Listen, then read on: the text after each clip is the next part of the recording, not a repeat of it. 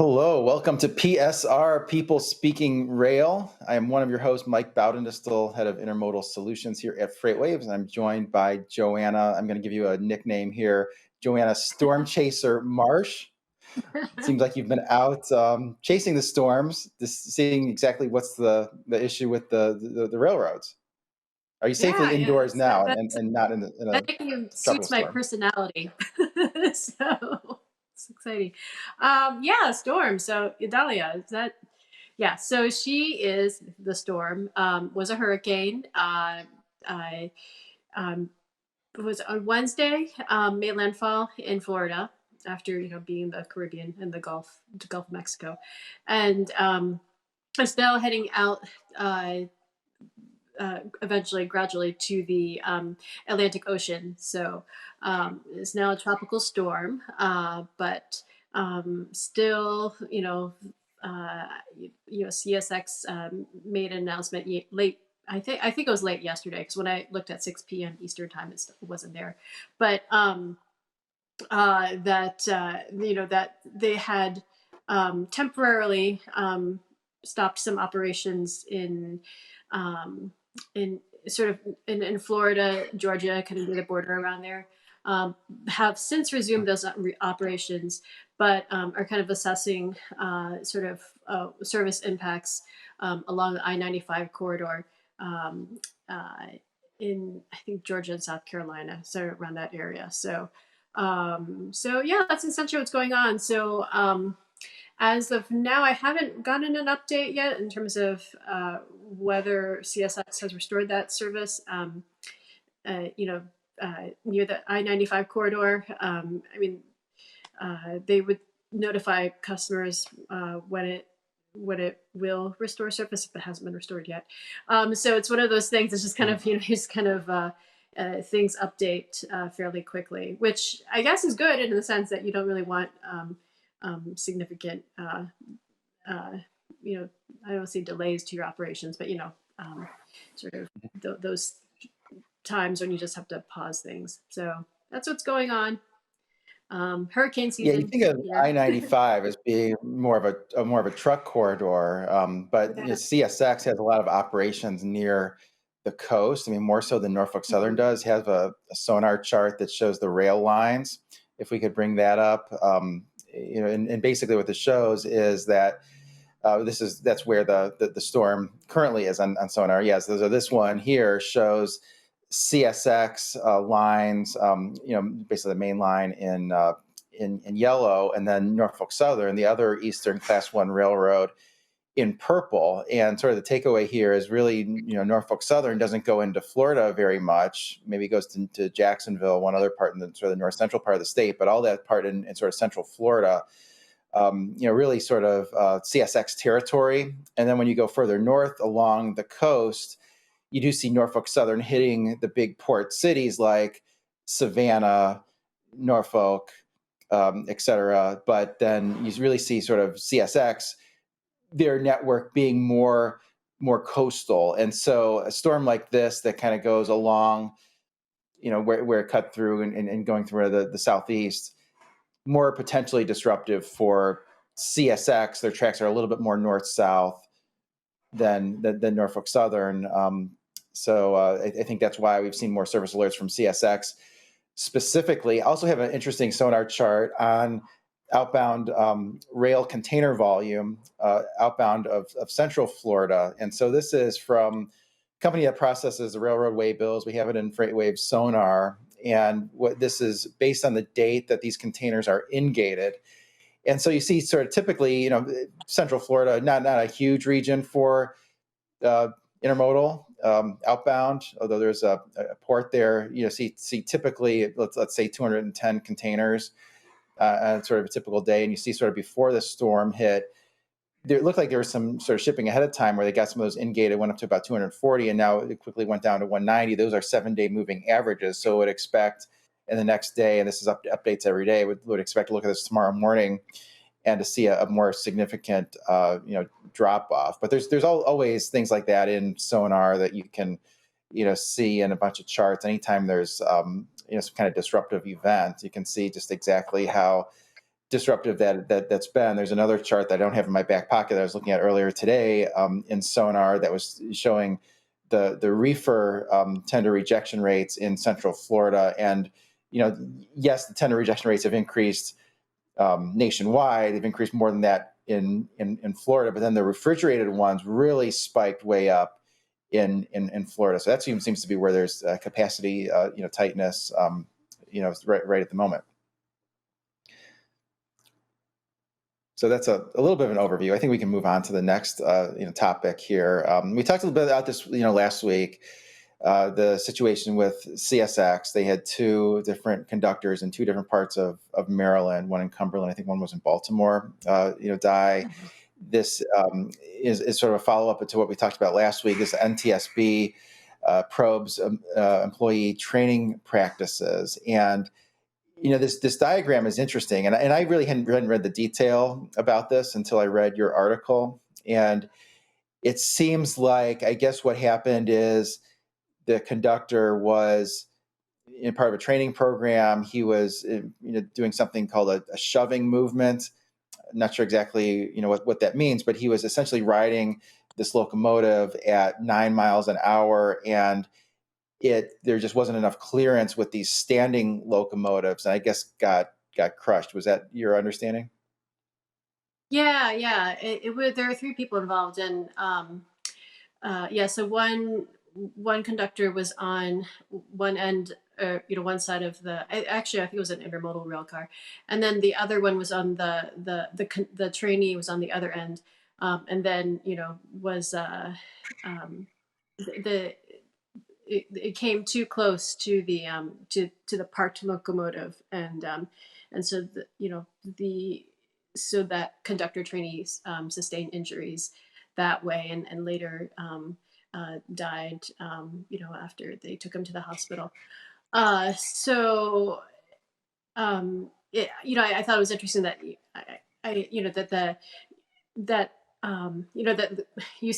I feel like you see kind of forces working together in terms of the regulatory bodies. You have the Federal Railroad Administration issuing its safety bulletin. After that kind of shortly after that accident, actually, talking about shoving movements and being aware of clearances and making sure there's no regulation necessarily, but just for the rail industry and for individual companies to be mindful of when things get too close for people, and then you also have the NTSB issuing their of course the investigation is still ongoing, but kind of issuing saying what they're going to be focusing on, which is also the training and those close clearances. So sadly, for better for worse, it is interesting how you have the regulators and the federal government, and then Smart TD also came out with its own internal safety advisory, sort of telling union members to if something feels safe, you can stop the train, or you can stop what you're doing, because obviously ensuring that everyone's safety is the most important. So it's interesting how you have this momentum coming together in terms of looking to see looking to prevent a similar situation happening in the future. Yeah, I mean, these type of issues happen from time to time, and I thought it was interesting that one of the sort of prescriptions to resolve this or make sure it doesn't happen again is to mark areas where there's little or no clearance. I guess in this case there was only 7 inches of clearance. You think 7 inches? Wow, that's not very much at all. Certainly enough to injure someone, but it also seems to me that this would be something where, like, someone more experienced probably wouldn't have made this mistake. They would have sort of known that there was no clearance, because I mean those tracks haven't moved. So it does seem like something maybe should change about the training methodologies. But for the most part, the railroad workers, I think, would tell you that there's sort of all of these different procedures that need to be in place, and sort of the key to saying staying safe is to always follow. I mean, there's rules about when to cross tracks and those things, and sort of the key to staying safe is always sort of follow those rules, even when there's no possibility for danger, because you sort of, when you're dead tired, you're at the end of a 12-hour shift, you sort of, those habits can stick, and in those cases it could save your life. But yes, it's sort of a situation that we hope doesn't happen again. And but I appreciate your covering this topic. Why don't we move on to the next one here? Go ahead. Yeah. Do you have anything else? Oh, no. I was just I was just gonna say I think it was Smart TD. I'm not sure, but kind of covering this, that I think the other conductor who was the one who's on the other side of the rail car, who wasn't injured, I think was also a fairly new employee. I'm assuming it's a him, himself. Mm-hmm. So so you also have that other factor of when if you have someone under your care who's really new or a trainee, ensuring that you vet the you vet the people who are in charge of that trainee, or not to place any blame, of course, on that person, but it's always hindsight's 2020. So anyway, but yes, moving on. Yeah, that was a good point you brought up last week, that you really have to have the right people conducting the training. So moving on to the next topic. This one I think is really interesting. So this is so you talk about how falling grain exports will affect the U.S. railroads' capacity needs. Did an interview with someone, and essentially, like, the grain volume has been really weak this year. We have a sonar chart, to that effect, where just looking at the AAR data. So this is data from the AAR. This is pretty widely viewed. It's in the packet that comes out every Wednesday from the Association of American Railroads, and you see 2023 is this white line, this thin white line, and really showing an unusual seasonal pattern, really since the start of May. So going on, let's call it 4 or 5 months. And you go back a year ago at this time, everyone was concerned about, are the railroads going to be able to handle the coming surge of grain traffic that takes place every fall when this grain goes to market. And then sort of fast forward a year, and we have the opposite problem. And why don't you talk about why this is?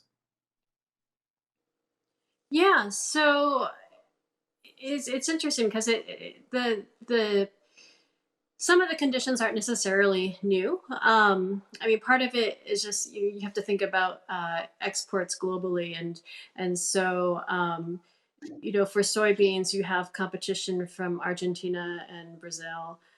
For wheat, you have competition from the Black Sea and other regions, and so the U.S. and Canada as well are competing against those countries for those exports, and so there's that factor that hasn't necessarily gone away. It's been kind of like an ongoing issue, but I think some market conditions this year were just more in favor of the foreign countries this year perhaps than the U.S. and Canada.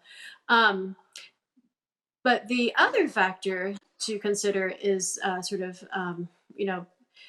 anticipation that there'll be more domestic biodiesel production, kind of like how with ethanol production, you saw that how that impacted corn movements of corn. I mean, of course, there's still corn being exported, obviously, but then you also have some corn saved over for domestic consumption to produce ethanol. So the question is, how will that look like for biodiesel and soybeans and other ag products that potentially could be feedstocks for biodiesel? But just like corn, how will that affect uh, how the railroads plan their capacity and plan where to put crews and where to position locomotives and stuff like that. So, and then how if it's not traveling that far, if it's not or not as far, I guess, not out to the coast, how does that affect um, uh, the rail movements as well as grain? So I thought that was a pretty neat piece, or at least the interview was pretty interesting. It was Jay O'Neill, who is a consultant now, his own consultancy firm, but was with Kansas State for a while. So, Mhm. um, Yeah, we should try to get him on the show. Would love to just yeah, yeah,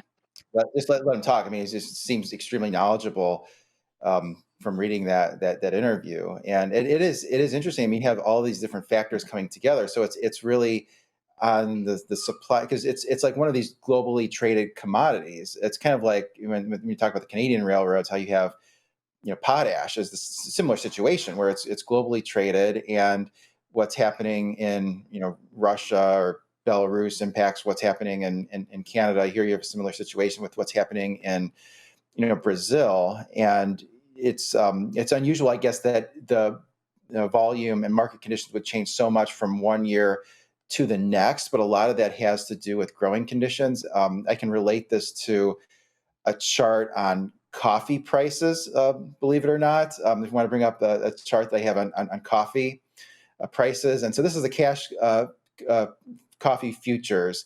And so what you see here is the left part is 2020. You saw this huge run up from 2020 to about 100 to $260. For whatever unit this is. So let's call it went up by 2.6x, and then it's gone down. It's the lowest level it's been since mid 2021, and the reason for this is that the growing conditions have been so volatile in Brazil. I mean, the biggest export country for coffee is Brazil. There was a big drought in sort of the middle part of the time frame that lines up at the middle part of that chart, and so the coffee prices really increased. They've gotten better. They've come down. I think we're having a similar situation with some of these grain products where the growing conditions better in South America. That means it's a tougher competition there, and it means you need fewer exports from the U.S. In your article, you also bring up the exchange rates, and those are have as much impact as anything, because you just have people only care about what their the commodity costs to them, and some of these countries in Latin America, if you think inflation's bad here, it's worse there. Seeing devaluation of currencies, which really makes people's lives worse, but also makes their exports seem cheap on a globally traded basis. And then you almost have another impact, which is just the aging population in various Asian countries, which is a big source of where a lot of these exports go. And so it is sort of a lot of things going together. It does make it difficult if you're BNSF to know how many rail workers you need to work that Pacific Northwest corridor, or if you're a Canadian railroad, how many workers you need to move the grain from Western Canada to Vancouver. yeah. There's another story that I've that I need to write. I have all the notes ready. I just need to sit down and write it. But it's kind of looking at the Canadian perspective, not so much in terms of how it relates to the Q&A, but just kind of more, it initially it was going to be a U.S. and Canada, but for better for worse. So my question was to various sources. Are there are there any concerns about rail service with the harvest coming on the fall peak for grain happening? Because it's something that historically has been a question. Several years ago, the Surface Transportation Board was asking each of the Class 1 railroads to sort of submit their plans, and they stopped doing that, but that was a thing. So we still keep up with the story anyway because you just, because why not? And so the U.S. sources said they actually don't, see any issues arising, as you saw by that sonar chart. Even though that graph is expected to that line is expected to increase in the fall. The volumes haven't necessarily been high compared to recent years. So in the Canada, I think a number of sources brought up sort of that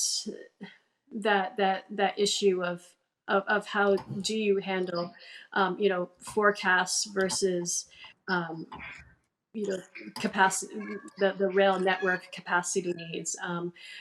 Both of the both CN and CPKC, they have to produce annual grain report or annual reports to the Canadian government saying what their expectations are for the year. And I think both of them sort of stressed the importance of shippers telling them what their forecasts are for grain. And then on the shipper side, it was what was it now? It was of course the weather challenges, but then I think for the shippers there is some concerns about capacity actually at ports like the port of Vancouver. So it's certainly the issue seems to be not just rail, but also just the whole supply chain, really, for Canada. But hopefully, I will get that written sooner than later because it's harvest season has started already. Yeah, so we'll check that out when it hits, and then you also are working on a report from an interview you did with Dan Walsh, CEO of Track Intermodal. What did you learn from that interview? Yeah, so I think a few things. Like one was for the sake of asking, what sort of lessons have you learned from the COVID-19 pandemic, which somehow feels so long ago, even though you have the rise in COVID cases recently, but just the in terms of concerns of whether there will be another supply constraint with chassis. He didn't think so, just because those factors that contributed to the chassis shortage in 21 and 2021 were so it was just so unusual and sort of a perfect storm in a way. And it wasn't just the chassis shortage he was arguing. I mean, you also had just all the other supply chain factors affecting chassis, because you would have like intermodal containers like sitting on the chassis, just and the containers couldn't be they couldn't take the stuff out of the containers because there's just not enough resources at the warehouses, and so that kind of perfect storm of situations. So he expects sort of some intermodal volumes to potentially like rebound maybe in the second half of 2024. So we'll see how that goes. Of course, the railroad would be happy if that happens. Yeah, I mean, it's interesting because you would think that there would be some rebound in 2024 just because the retailers are still drawing down inventories. I mean, I keep going back to this quote from JB Hunt that they had the other day at an investor conference, and they say, I mean, they talk to so many shippers that do intermodal, and they say that some of their shippers say sales have been good. We've been able to work down the inventories to a reasonable level over the past year. But they have other shippers who say just the opposite, that their sales volume is depressed. They have all this inventory. They don't want to discount it too heavily, and they're just trying to sort of gradually, draw it down. So they're hearing really mixed things. And I think it just depends on what exactly is being sold and how aggressively those companies were with their inventories. I mean, some, consumer products, which is largely what moves via intermodal, just hold up a lot better than others. people seem to be delaying big ticket, sort of more discretionary purchases. But then the big retailers like Walmart really was aggressive in right sizing its inventory, and they seem to be happy with where things are. So you would think things would improve in 2024. I don't think we're going to see any major peak season in 2023. All the coverage in the Wall Street Journal yesterday about how there's not going to be any peak season. I mean, we've been saying that for some time. So nothing to sort of take issue with there. So we'll look forward to those two articles on the Canadian grain service levels, and then the track interview with the track CEO, which should be out in the next, let's say, few days. You seem to do 3 or 4 articles a week, and then I encourage everyone to sign up for your newsletter, which you can find at the bottom of any of your articles. There's a link to that. Yeah, and you have a newsletter as well, don't you? Like the stock out? I do. It is the Stock Out, which I'm now doing in partnership with Grace Sharkey. It's on CPG and retail sectors. So look at the transportation industry from that perspective. You can sign up for that at www.freightwaves.com/the Stock Out. So I encourage people to do that. And that's all the time we have. Hope everyone has a great day.